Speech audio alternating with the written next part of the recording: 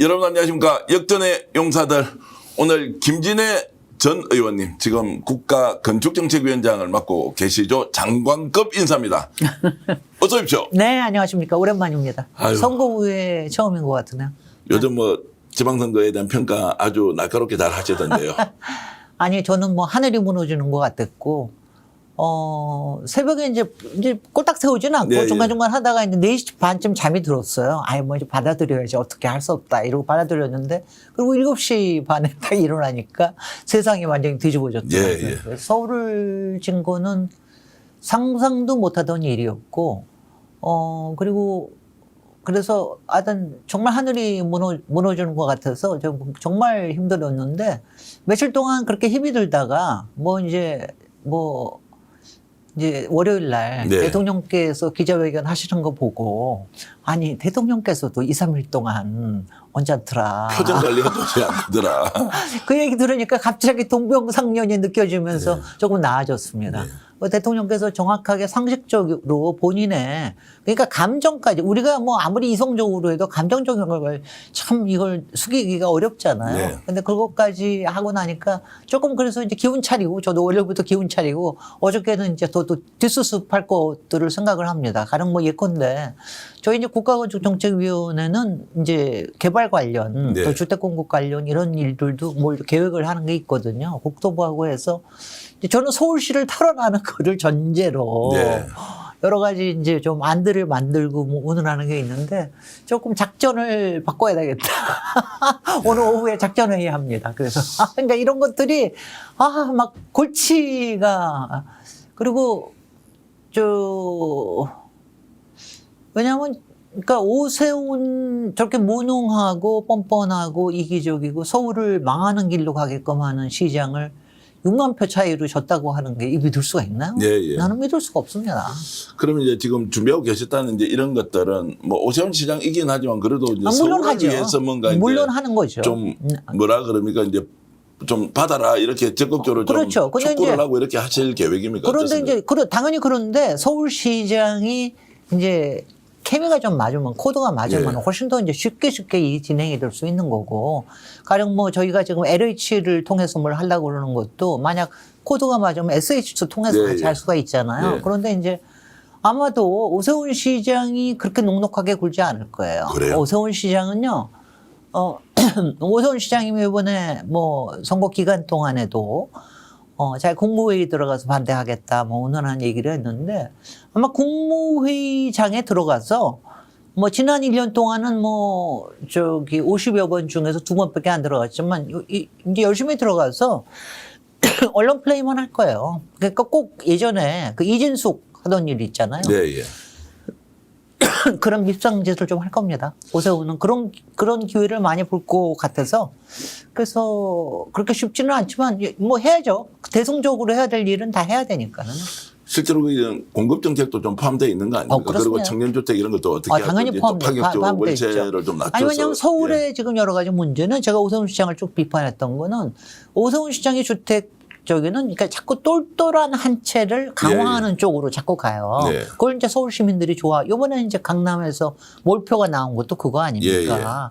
그래서 저는 이제 그거는 일부 수요는 계속 있으니까 하더라도 이른바 부담 가능한 주택, 이른바 중위 소득들이 부담할 수 있는 주택을 어떻게 하면 빨리 많이 공급하느냐. 여기에 이재명 정부의 역할이 있다고 생각을 하죠. 예. 네. 그 정도는 오세훈도 받을 수 있는 거 아닙니까? 뭐 본인 재판 받아서 뭐 나중에 뭐 보궐선거 생기든 말든 그건 그다음 문제고. 지금부터는요 예. 완전히 그 뚱딴지로 나갈 겁니다. 아, 그래요? 그게 훨씬 더 효과적이다라고. 효과적일까요? 그러니까 지금 대통령이 국무회의에서도 그런 뚱딴지가 계속 나올 거고 또 국회에서는 한동훈이 계속해서 딴지 걸 거고 예. 국회에서 딴지 거는 건 이제 공소 취하 문제 그 문제 가지고 이제 한동훈은 모든 걸 그쪽으로 엮어가지고 얘기를 할 거고 그러니까 좀 귀찮아지는 거죠 여러 가지. 네.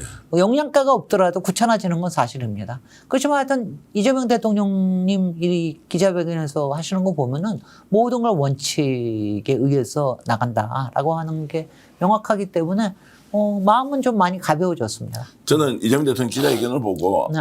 똑같은 생각을 더 강한 의도로 공개적으로 해주니까 네. 일단 뭐 엉어리가 좀 풀리긴 풀리는 것 같아요. 그렇죠. 우리 판단이 잘못됐을 수도 아니 있다. 혹시 나 혼자만 가슴 썩이고 그렇죠. 있나? 막 이러고 왜냐면 있는데 이겼다고 하니까. 글쎄요. 자꾸 우리는, 예. 정청래 대표는 이겼다고 그러고 온 국민한테 감사한다고 그러고 예. 아무것도 없는 척하고 예. 그러니까 이건 나만 혼자서 그러는 거야. 예. 막 이러고 있다가 이제 많은 사람들이 이제 그런 얘기를 할 수 있는 계기를 만들어 준 거죠. 그러니까 이번 선거는 질적으로 패배였다라고 네. 하는 게 그거를 명확하게 해주시니까. 자, 이 정도 상황이면 정청래 대표도 뭐 대통령 지적 충분히 인정한다. 패배한 측면을 오히려 더 우리가 중요하게 다루고 뭐 이겼다는 점보다는 우리가 이제 고칠 점을 더 적극적으로 나서겠다라고 인정을 좀 하면은 어떻습니까? 그걸 할 수 없는 상황이 있습니까? 어저께 공항에 안 나가시고 예. 어디 절에 가셨다 그러는데 전북에 가셨다가 절에 가셨다는데 좀 그런 수양을 좀 하시면 좋겠는데 아니 통상적으로 여당에서는 당 수는 아니지만 당 총재는 아니지만 대통령의 당이기 때문에 네. 대통령의 의견이 더군다나 뭐 정말 윤석열처럼 뭐 이상하게 독재하는 거 아니면은 이게 상당히 상식적이고 공감대가 있는 거면은 되게 여당 대표가 거기에 맞게 행동을 합니다. 그런데 이제 가령 이번에 얘기하시는 거 보면은 정말 이건 엄청난 질책이거든요. 정청래 대표, 당신 잘못했어.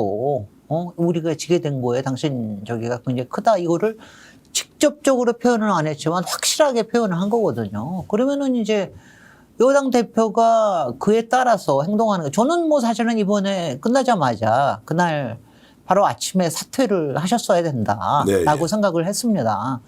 뭐 근데 이제 참 이상한 게요. 정청래 대표는 사퇴를 하는 순간 본인이 다 실패했다라는 걸 다 인정하고 자기의 미래는 완전히 없어진다라고 생각을 하시는 것 같아요. 뭐 실제 전당대회 나가기도 어렵겠죠. 그 상황에서는 뭐 패배를 했는데 다시 네. 전대에 나갈 수가 있습니까? 인정을 글쎄요. 하면. 예. 글쎄요. 그렇게 생각을 아니 이제 대통령께서 이렇게 정도 얘기하면 안 나오는 게 맞는 거 아닙니까? 네, 예, 예. 아니 안 나오는 게 맞는 거 아니에요? 저는 그렇게 생각합니다. 불출마해야 한다 이렇게 보시는 거죠? 네네. 아니 왜냐하면 지금 상태에서는 뭐 몇 가지예요. 일단은 이번에 선거 패배로 해서 본인이 얼마나 여당 대표로 무능하고 무책임했다라는 거를 만천하에 보여줬다. 네. 이거를 보여줬으면은 이 사람이 여당을 끌 수 있는 능력이 있는 것이냐. 이게 국민적인 의심이 다 있는 거고요.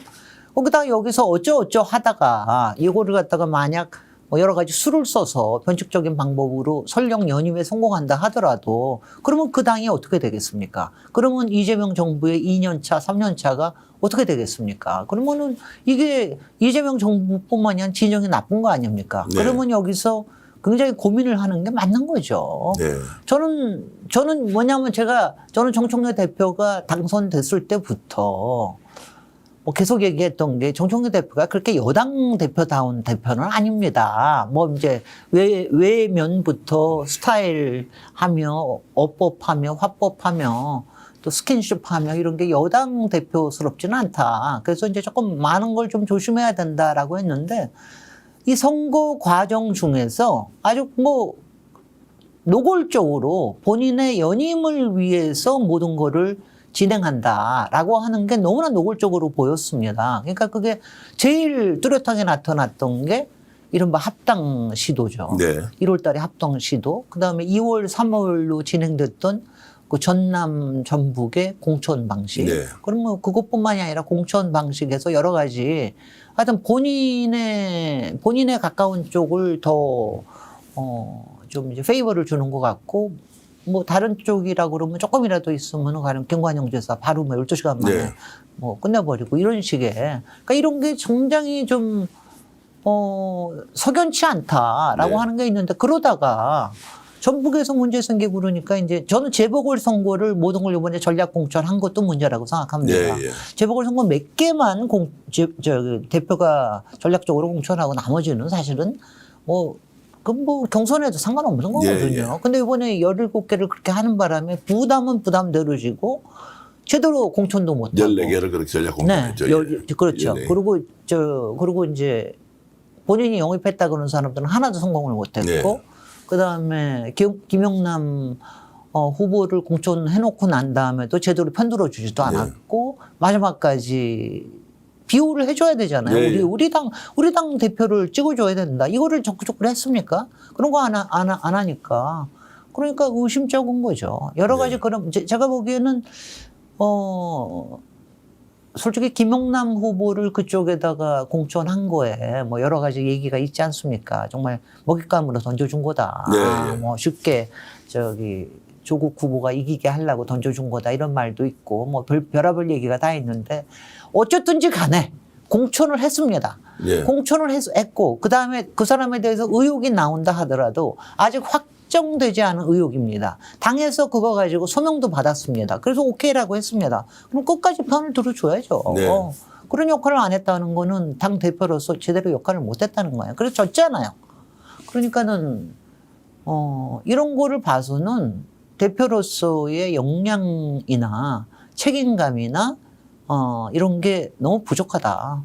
뭐 이렇게 다들 판단이 되는 거 아닙니까? 혹시 이런 질문 드리면 어떻습니까? 아까 선우사에 가서 좀 수양을 좀 하면 좋겠다 이런 말씀하셨는데 혹시 그 행보가 조금 전에 네. 당이론적으로 당 대표직에서 물러나야 되는 거 아니냐라는 것으로 이어져서 실제 고민을 하고 있다 아니면 전북이 이제 본거지처럼 이현태 후보 당선을 시켰으니까 점심 식사까지 했습니다.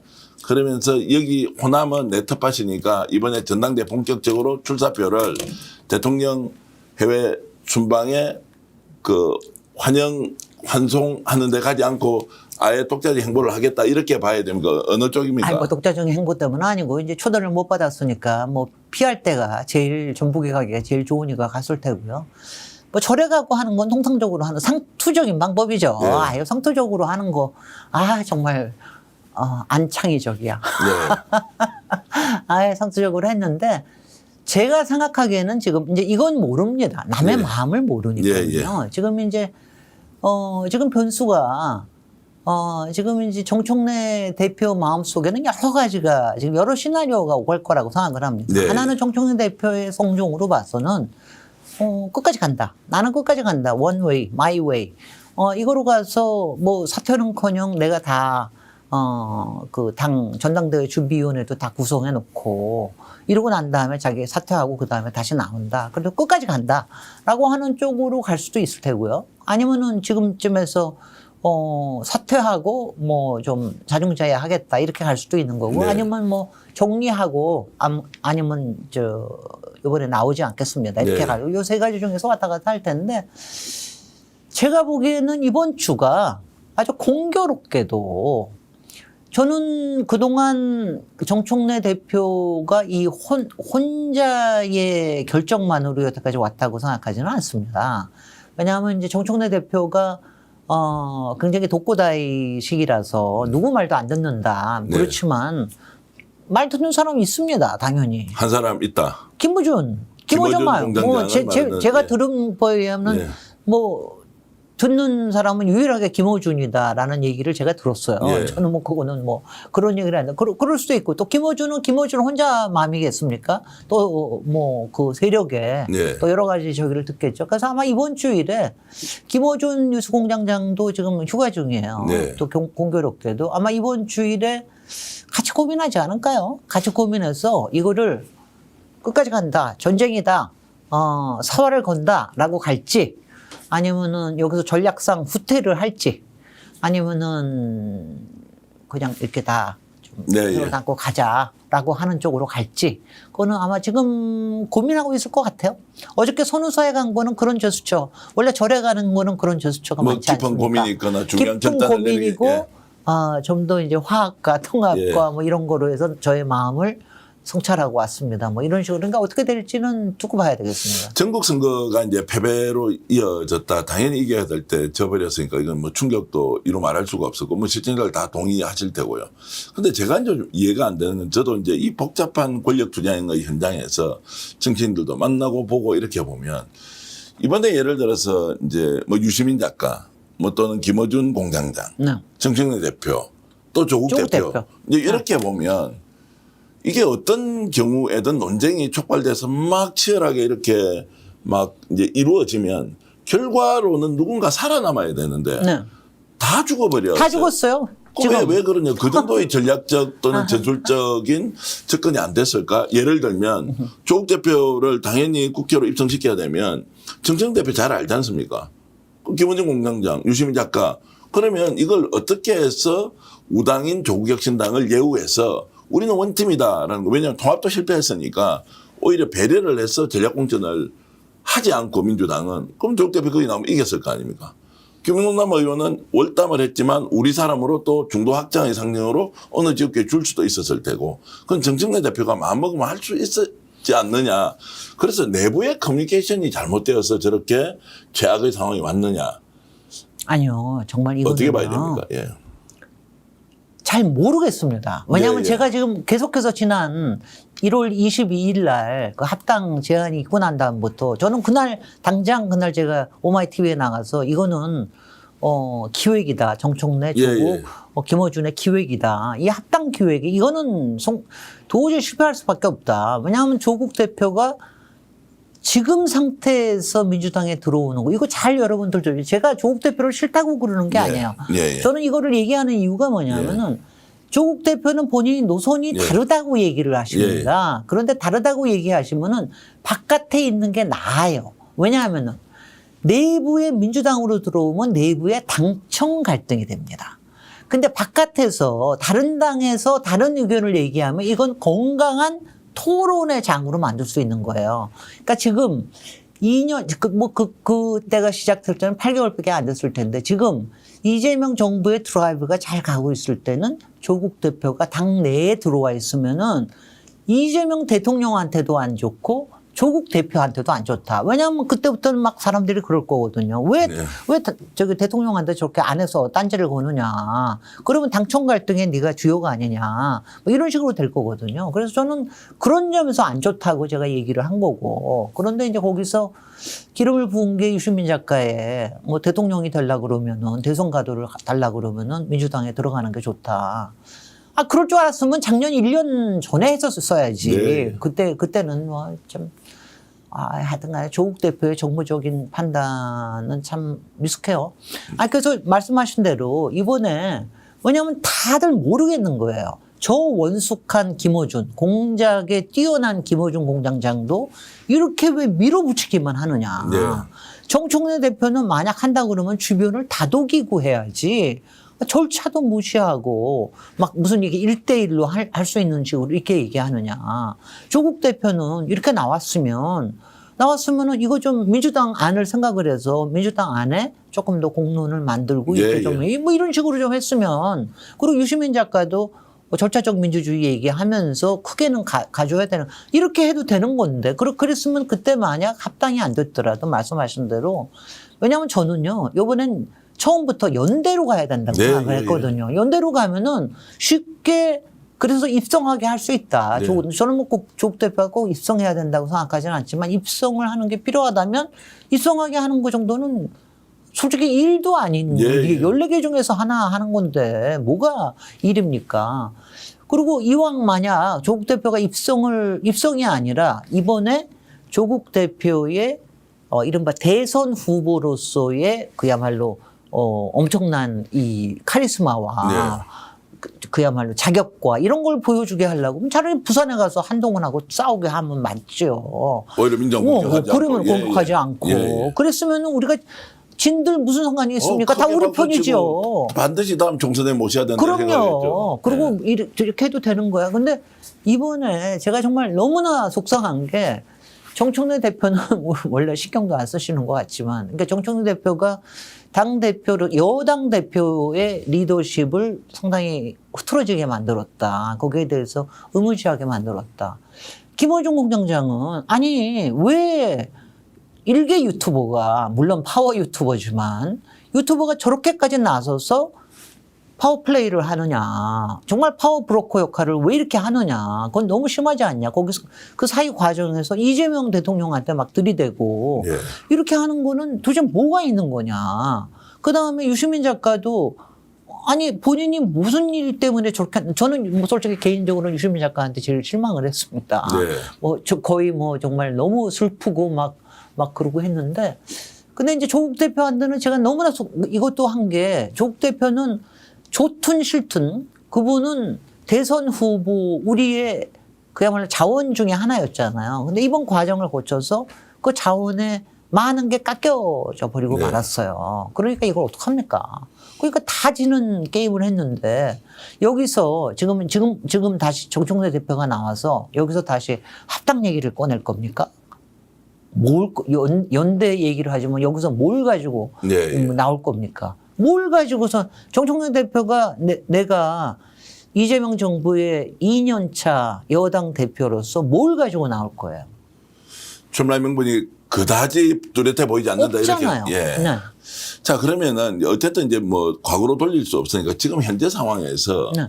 오히려 뭐 당신이 잘못된 거야. 아니야, 너희들이 더 잘못됐어. 막 민주 진보 진영 내, 특히 민주당 내에서 이렇게 이제 갈등 양상이 격화되고 있지 않습니까? 그렇습니다. 그럼 이거 어떻게 수습하지? 아니, 국힘하고야 원수처럼 싸우지만 이게 뭐 이재명, 이재명 대통령 다 지지하고 선거를 받는다는 사람끼리 막 치고받고 싸우는데 원수처럼 싸워요. 일단은요. 예. 이번에 오세훈이 살아남고 한동훈이 살아남아서 조금 나아질 겁니다. 아, 그래요.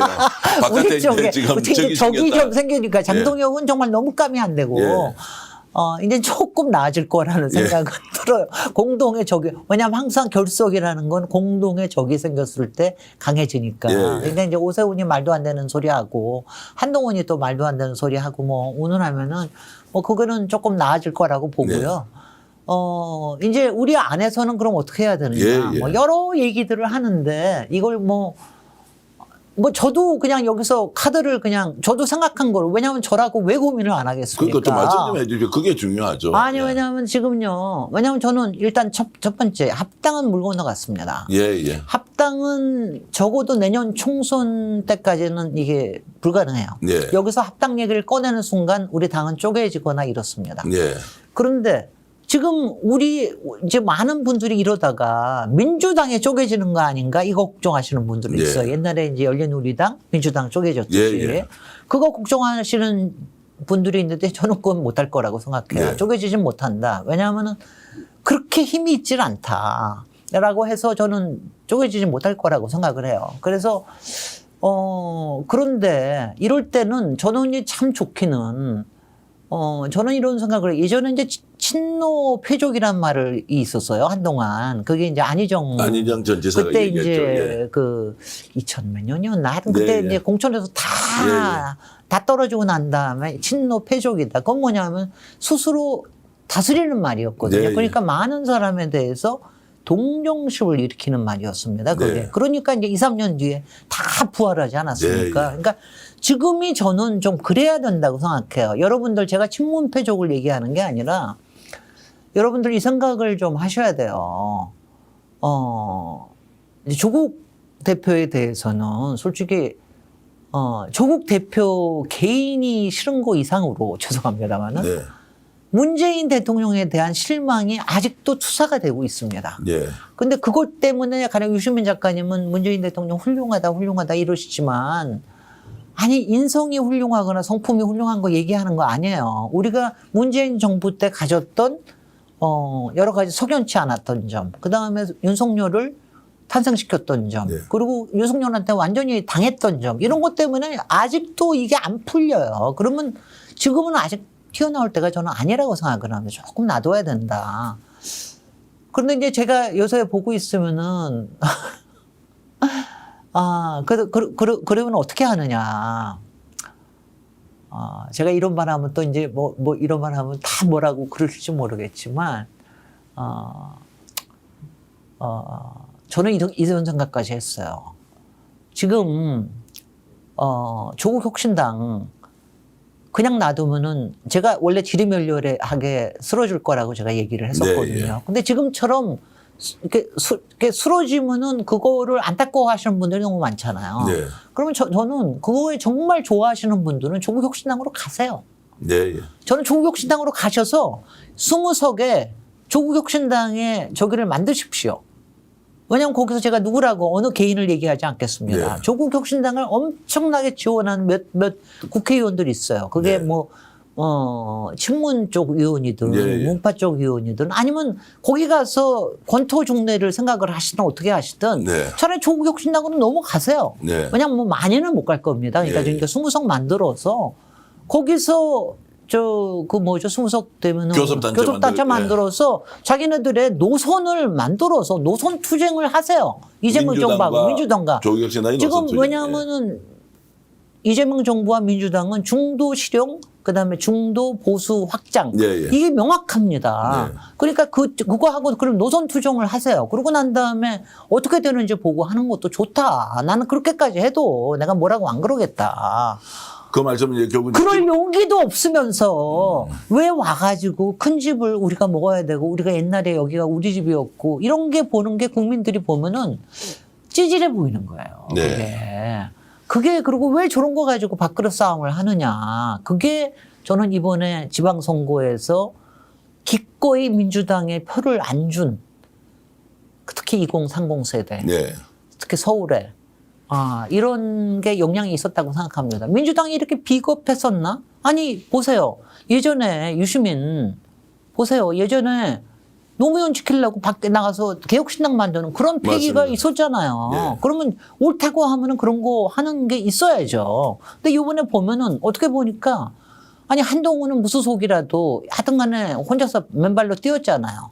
우리가 그걸 아무리 못마땅히 하더라도. 그래서 이겨서 생환했잖아요.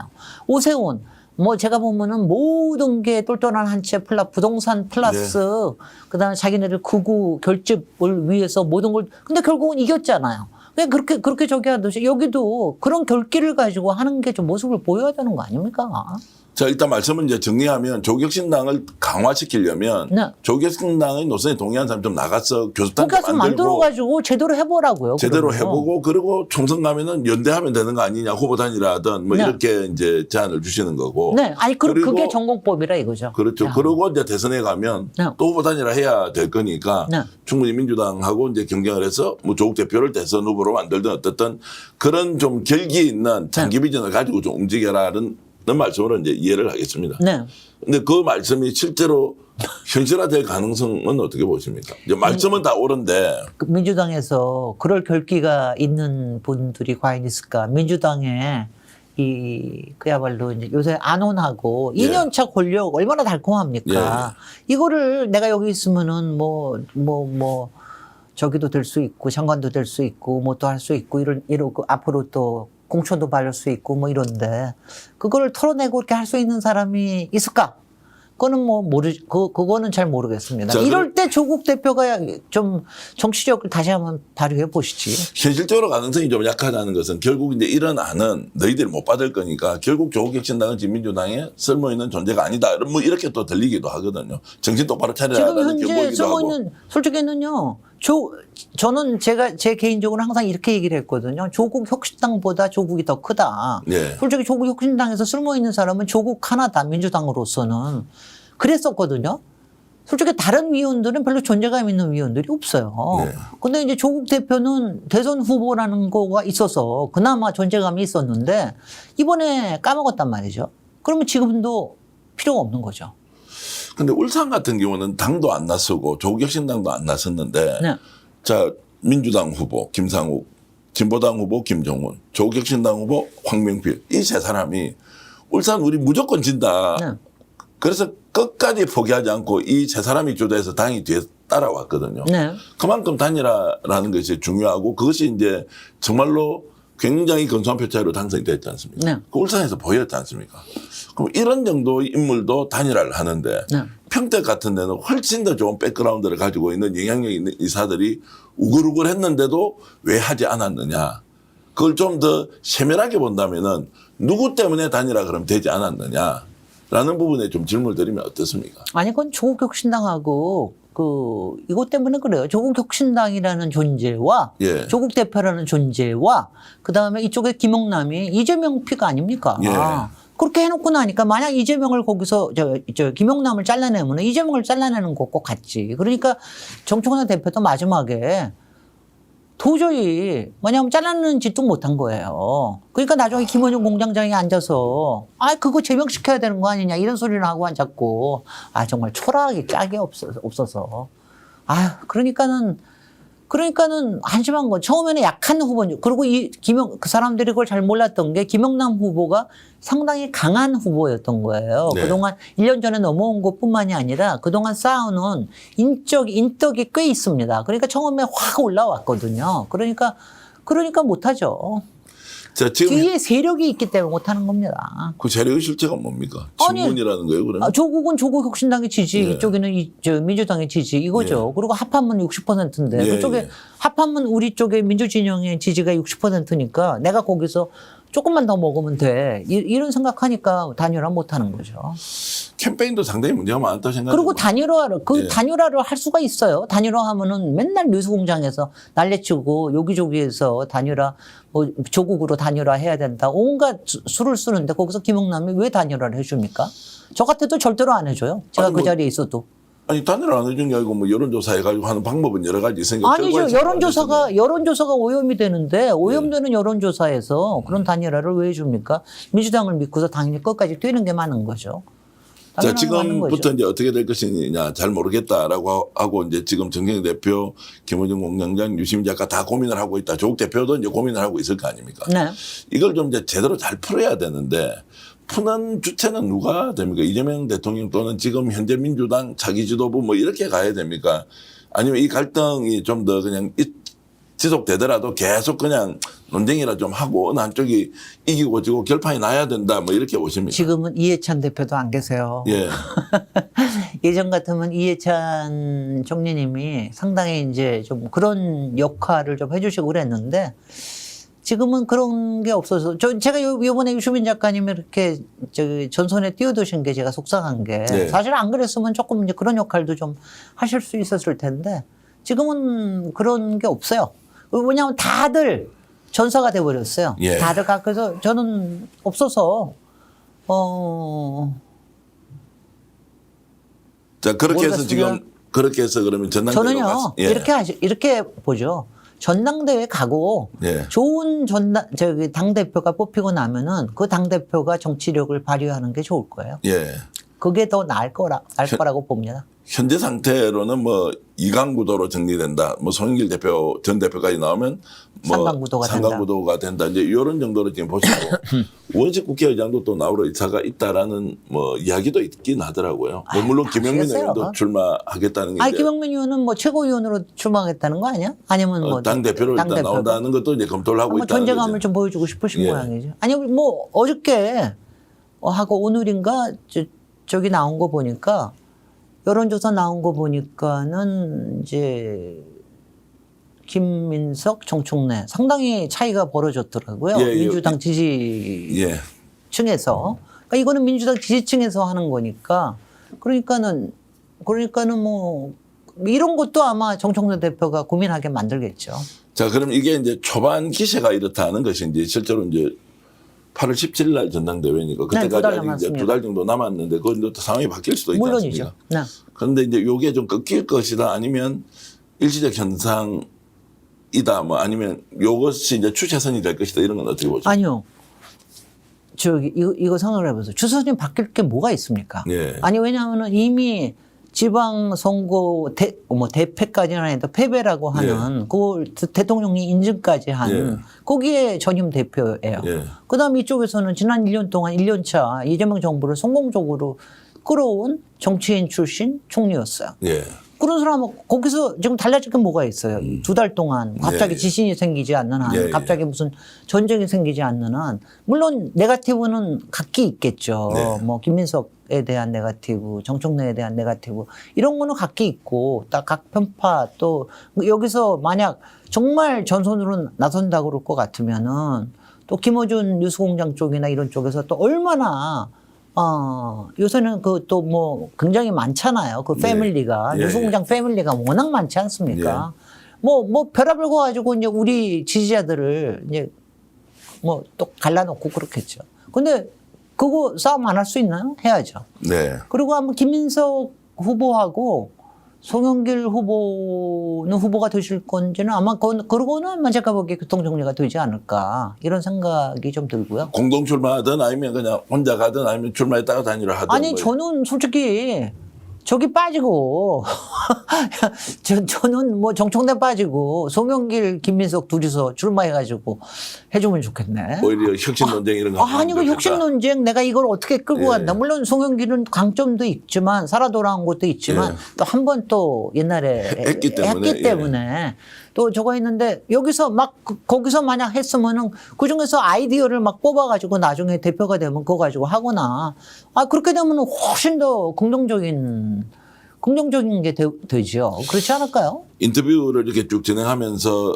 계속 지금 딱 깔고 있는 기재에 깔고 있는 그 시 하나 정청 대표 출마 안 할 것이다라는 걸로 지금 일관되게 계속 얘기를 하고 아니요, 계십니다. 출마할 수도 있고 출마하면은 무조건 진다. 무조건 지고 무조건 지게 만들어야 된다. 예. 뭐 그렇지 않으면은 이재명 대통령의 지금 2년차, 3년차는 없다. 더군다나 총선까지도 망해먹을 거다. 뭐 이렇게 생각을 하기 때문에. 이런 저는 내용 방송에 처음 하시는 거 아닙니까? 정정 아니요, 많이 했어요. 출마하지 않아야 한다고 계속 얘기를 하고 아니, 있습니다. 출마하지 않아야 된다. 뭐 이틀 전에는 사퇴해야 된다 했고요. 예. 오늘은 출마하지 않아야 된다고 진화했습니다. 예.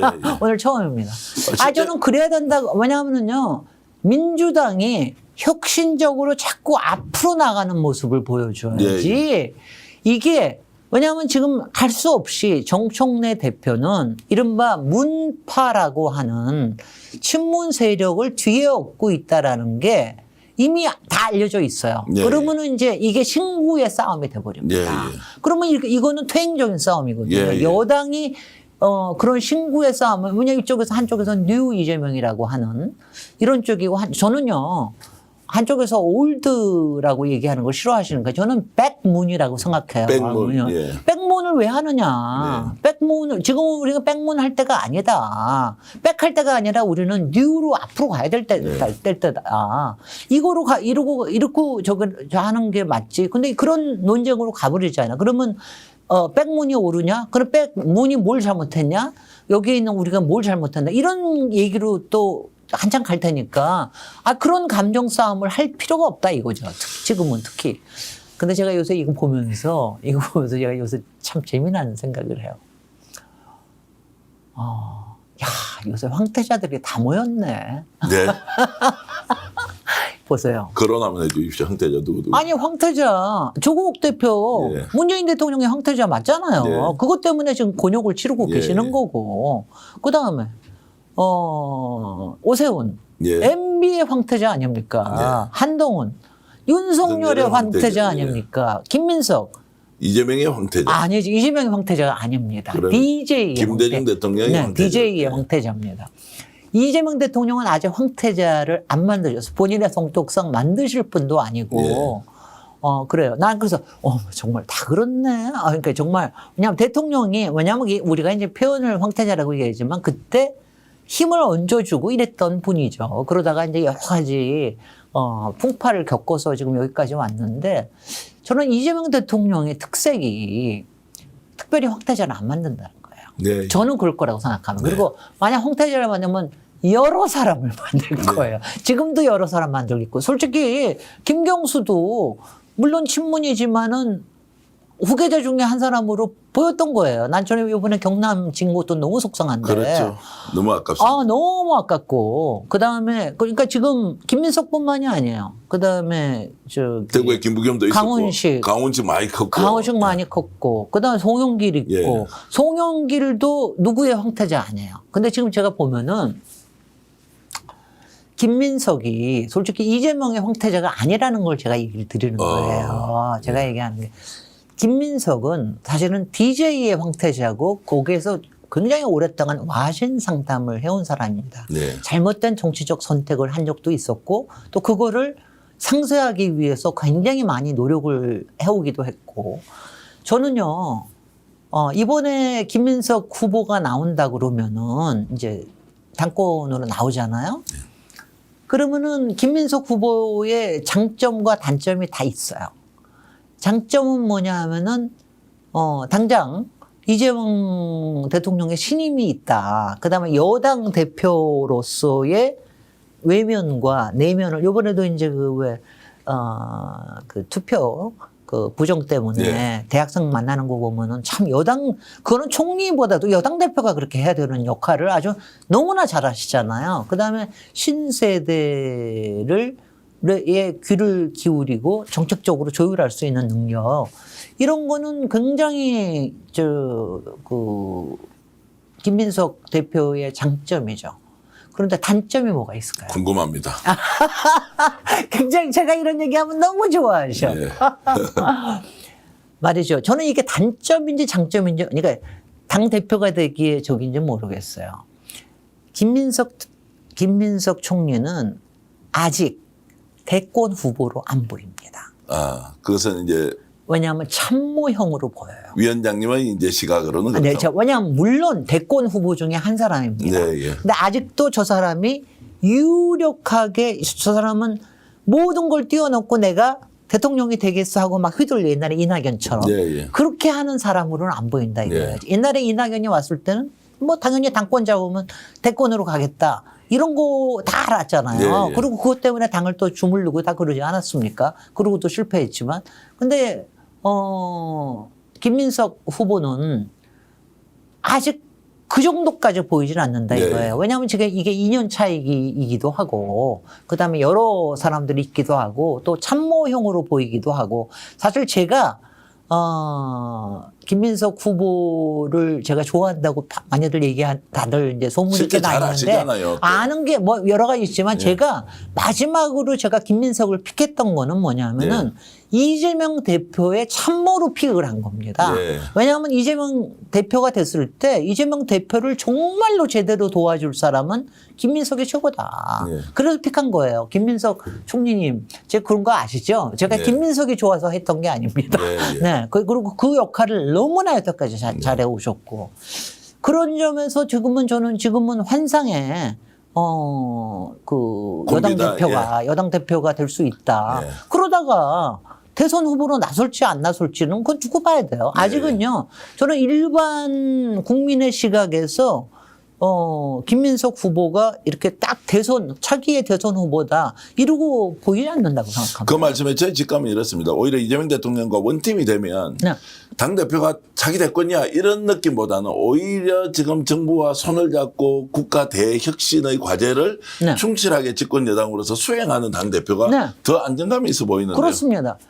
근데요, 제가 이 점에서 또 제가 이제 오늘 할 말 안 한 말 다 하네. 네. 가령 송영길 후보가 당대표가 된다. 송영길 후보는 달라요, 또 김민석 후보하고. 참모형이 아니에요. 좀 세죠. 세고, 그 다음에 이제 말하자면 독고다이 형입니다. 의리도 있고. 의리도 있지만 또 본인이 앞서 나가려고 예, 예. 하는 게 있습니다. 그러니까 자칫하면은 또 당청 갈등이 생길 가능성도 있습니다. 예, 예. 있습니다. 그거는 뭐냐면 제가 한 사람의 캐릭터와 그동안의 그 정치적인 역정과 이런 걸 다 봤을 때 뭐 그렇습니다. 예. 그러니까 이거는 그냥 제가 보는 거고, 제가 보는 게 굉장히, 저는 제가 상당히 국민적인 상식으로 보는 것 같아요. 제가 여러 가지 지난 몇 년 동안 제가 이렇게 얘기했을 때 상식으로 보는 게 굉장히 맞는 것 같아요. 그러니까 상식으로 보지만 굉장히 그 내용이 촌철살인처럼 딱 맥을 괴를 이렇게 정확하게 꿰뚫고 있다는 느낌 확실히 네. 옵니다. 이거 이제 굴욕이 좀 생겼어요. 아니 많이 생겨가지고 좀 들으면서 이거 지금 뭐 너무 복잡해가지고 이게 뭐 그중 조정이 되느냐 안 되느냐 억지로 막 이렇게 화해하는 게 맞느냐 오히려 그래서 논쟁 제대로 한번 해라라는 이야기도 확 좀 와닿고요. 그래서 만약 김민석 대표가 되잖아요. 네, 김민석 대표는 그 고정 조정을 할 만한 사람이기도 해요. 예, 해낸다. 네. 김민석 대표야말로, 왜냐하면 저는요, 김민석 대표야말로 DJ한테 잘 배운 것뿐만이 아니라 네. 이해찬한테서도 참 잘 배우셨습니다. 예, 예, 이해찬 대표가 사실은 굉장히 성깔이 정말 모난 사람인 것 같지만 뒤에서는 한 사람 다 돌봐주셨어요. 예. 그 중에 한 사람이 김민석이거든요. 그러니까 그런 역할을 김민석도 해줘야 됩니다. 네. 그러니까 저는 뭐 그런 것도 기대를 해요. 근데 그게 정청래가 되면은 그런 게 안 되리라고요. 화합이나 통합이 오히려 안 되리라는 생각이 들어서 그런 생각 해봅니다. 방송에서 저는 처음 뭐 말씀을 드린 것 같은데 실제로 김진애 위원장님은 이제 네. 김민석 총리가 네. 진짜 서울시장 한번 해야 된다. 맞아요. 이런 생각 굉장히 강하게 하면서 그래서 제가 실제 고민을 했어요. 그래서 제가 너무 늦게 결정을 하는 바람에 이 꼴이 났잖아. 김정희도 죄송합니다. 굉장히 깊이 고민했는데 대통령이 네. 정리 좀 더 하자고 네. 이렇게 이제 얘기를 하면서 실제 이제 출사표를 던지질 못했죠. 네. 그런데 그래서 당대표 쪽으로 이제 나오는 거고. 글쎄 말이죠. 저는 이제 솔직히 이제 뭐 김민석 서울시장이 되면 참 좋겠다. 예, 예. 뭐 그랬는데 결국은 그냥 뭐 너무 그래서 저도 기다리다가 저도 결정이 좀 늦어져서 제가 요새 안 받고 있어요. 왜 이렇게 늦게 결정을 했느냐. 예. 당에 공천 신청을 더 일찍 했어야지. 막 이래가면서 하는데 아이고 뭐 하여튼 간에 속상합니다. 이래저래 하다 받고. 그러니까 서울시장 선거를 보면 너무 안타까운 게 많고 왜냐면 웬만하면 이겨내지 일부러 지지 않는 이상은 저 이길 수 있는 건데. 그래서 제가 네. 솔직히는 제가 운동권을 신뢰를 안 합니다. 제가 운동권 386들 예. 솔직히요. 그 김민석 그 총리가 운동권으로 시작한 건 386의 꽃이었어요. 예. 그분이. 그럼에도 불구하고 그쪽에 빠지지 않은 이유가 뭐냐 하면은 그동안 정치권에서 몸을 담지 않았기 때문에 예. 그래요. 그렇지 않고 무슨清華대학, 하버드 대학 다니면서 변호사 자격 따고 이러다 보니까 시대 감각을 읽는 게 생겼거든요. 영향이 생겼는데 이 권력 언저리에서 계속 있던 사람들, 그 386들은 너무 이제는 나는 올드하다는 게 아니라 너무 백워드해. 너무 백해. 이번에 이제 서울시장 캠프 구성도 나 정말 굉장히 질립니다, 이제, 질려. 예.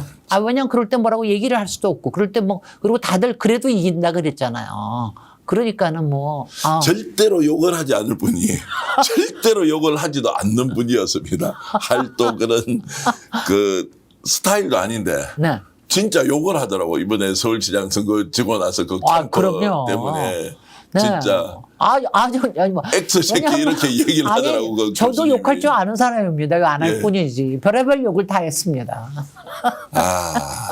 그래서 이런 생각이 속상해. 오늘 말씀드리면 이런 생각이 듭니다. 이제 과거에 학생운동했던 사람이 국회에 입성을 했으면 네. 세상이 어떻게 변화하는지도 좀 읽어야 하고 무엇보다 자신의 지적 성장이나 지적 발전이 이루어져야 되잖아요. 네. 이거 진짜 게을러져요. 옛날에 그 가지고 있던 그 무기 하나를 가지고 50년을 먹고 살려니까 되냐고요. 그게 왜 그렇게 되냐면은 끼리끼리 모여 있기 때문에 예. 자기네들끼리 봐주거든요. 예. 그러니까 뭐 특별히 노력 안 해도 조금 있으면 그래 뭐 A 자리 아니면 B 자리 주겠지. 그러면 C가 되겠지. 조금 기다려다 공천 주겠지. 이런 식이에요. 뭐냐면 제가 지난 20년 동안 민주당 내에서 얼마나 저는 아웃사이더 돌림을 당했는지 뭐 그 서름이 말할 것도 없죠. 우리 이재명 대통령님 그거를 다 이겨내시고 여기까지 정말 이겨내시고 해서 너무 존경스럽습니다. 그래서 이제 민주당은 바뀔 때가 된 거예요. 네. 이제는 그렇게 해서는 안 됩니다. 그러면 이번에 이제 전당대회는 어떤 식으로든 이재명 정부와 함께 새로운 대한민국 앞으로 가야 돼요. 미래로 가는 것은 이것은 집단지성으로 어떤 경우든 당원들이 다 선택해 줄 것이라 확신하십니까? 저는 그렇게 생각합니다. 그래요? 네, 그렇게 생각합니다. 그러면 이제 정경 대표의 출마 여부와 관계없이 어쨌든 결론은 대충 정해져 있는 방향대로 모든 사람이 힘을 모을 것이다. 네, 그리고요. 월요일 날에 이재명 대통령님의 메시지가 예. 아주 명징했어요. 예. 아주 클리어했습니다. 그리고 그게 많은 사람들을 지금 그거 가지고 왜곡하는 일부 뭐 딴지든가 예, 뭐 예. 이런 사람들이 있지만 굉장히 명징했습니다. 그리고 굉장히 상식적으로 들었어요. 상식적으로 들렸어요. 그러니 이거는 실패가 맞다. 이런 실패를 어떻게 더 반복을 하겠느냐. 그다음에 우리가 2년 차에 해야 될 일은 확실하다. 그리고 이번에 그거 너무 괜찮지 않아요? 대체 불가 대한민국. 네, 예. 난 너무 좋더라고. 그거 보자마자 갑자기 며칠 동안 내가 꿍꿍하던 게 이제 쫙 풀어지더라고요. 제가 보통 그 올림픽 같은 데서 우리나라 이제 금메달 따면 가슴이 찌릿찌릿 하지 않습니까? 네. 와, 대체불가 대한민국 그걸 보면서 이재명 대통령이 이제 세계의 모범이 되는 게 아니고 세계에서 가장 주도하는 국가로 되겠다. 이런 이야기를 제가 평소에도 이재명 대통령의 속마음은 대한민국 국민들이 집단지성을 발휘해서 주권 국가를 만들겠다는 걸 뛰어넘어서 세계의 표준이 되겠다는 원대한 목표가 있다. 이런 이야기를 제가 자주 했거든요. 네. 그래서 방송 끝나고 나면 저한테 좀 황당한 소리는 하지 마라. 뭐 우리나라 잘 되면 되지. 무슨 세계에서 우리가 표준이 된다는 것이냐라고 했는데 야, 이번에 1주년 기자회견 보고 정말로 세계의 표준이 되어서 우리가 만든 민주주의의 성과가 국가의 발전이라는 것을 전 세계 모델로 여러분 다 쓰세요. 네. 그런 정도로 운대한 생각. 그리고 저는 그게 제일 웃겼어요. 뭐 이제 처음에는 뭐 열심으로 하고 그다음에 뭐 저기 산업이 있고 기술이 있고 실력이 있고 뭐 스타일이 있고 그러더니 마지막에 우리 너무 아름다워요. 그렇게 막 자화자찬까지 하시는데 아니 왜냐하면 이제 스스로 아름다움이라는 것까지 단계에 갔다라고 하는 거는 저는 굉장히 좋은 거라고 생각합니다. 왜냐하면 그런 얘기 잘 안 하시는 분인데 사실은 제가 여기서 뭐 저거 하는데 제가 사실은 이제 요새 국가건축정책위원장으로 아주 곤욕스러운 일이 예. 대통령께서 그 세종신무실을 이제 설계 공모를 했는데 그게 마음에 안 들어 하시는 예, 예. 거예요. 그 뭐 기사도 났는데 예. 국가건축정책위원장 뭐 하냐 이걸 어떻게 하면 좋을지 저기 해라. 예, 예. 근데 우리가 이제 기관으로서는 우리가 관여를 못 하거든요. 근데 이걸 어떻게 하면 좋으냐. 그래서 저도 지금 이제 아주 고민을 하고 있어요. 이것도 어떻게 풀어내야 되냐. 백년지 대계로서 이제. 왜냐요? 네, 근데 예. 그런 제가 요번에 조금 놀랬던 게 대통령 저희 위원회 보고 대회 할 때도 그리고 이번에 국무회의에서도 얘기를 하시는데 대통령께서 보통 문화성이나 상징성이나 이런 얘기를 잘 안 하시는 분이거든요. 네. 굉장히 실리적인 것만 얘기하시는 분인데 이번에 그 얘기하시는 거 보고 이제 또 다른 단계로 올라가시는구나. 그래서 이 기회를 좀 잘 봐서 요번에 이제 저는 이제 뭐 아무래도 관심 사안이 부동산에 관련된 세제, 공급 대책, 그다음에 그 여러 가지 지방 시대의 새로운 건축들 뭐 이런 걸 어떻게 될 건지 이런 게 이제 꽤 기대가 됩니다. 제가 이렇게 순간적으로 생각한 적이 있었는데 이재명 대통령 유엔 사무총장하고 진짜 잘하겠다 이 생각을 하다가도요. 네.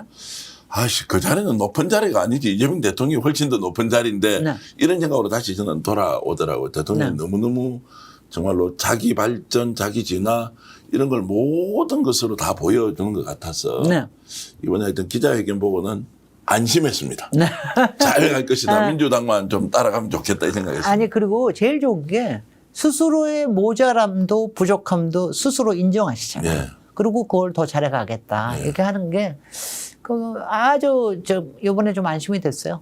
그러니까 이재명 대통령이 직접 픽해서 국가건축정책위원장 맡으신 거 굉장히 자부심도 프라우드 하시죠. 그것도 프라우드 하지만은 김진애는 이재명 픽이 아니라니까.